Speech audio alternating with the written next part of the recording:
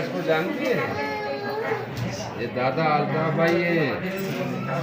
उन्होंने आपके लिए ये अतिया भेजा है कि मेरी बच्ची को ये मेरी जानिब से पैसे दे दो कि वो अपने खिलौने ले ले, किताब ले ले। वादा किया था ना अल्ताफ भाई ने, देखिए आए ना अपने, वादा और किया था अल्ताफ भाई ने अपनी बहन को भेजा है।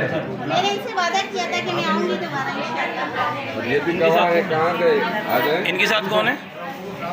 ये भी गवाह उनकी अम्मी है, अम्मी। में अल्ताफ भाई का पैगाम सुबह को सारी चीज़ें आज तक खिदमत सर अंजाम दे रहे हैं। अल्ताफ भाई को कहते हैं कहना चाहेंगे?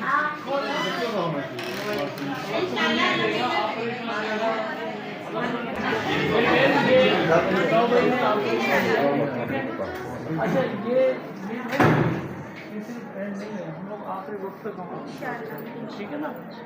और कोई भी प्रॉब्लम, कोई मसला हो ना आपके साथ, किसी चीज़ की ज़रूरत हो तो यहाँ के साथी भी आपके साथ खड़े हुए हैं, वो हमको सारा कुछ बताते रहेंगे कि आपको ज़रूरत है। बताने वाले इलाज में कमी है, हर तरीके से काफी बेहतरी में आई थी काफी। अच्छा, कोई कमी तो नहीं है?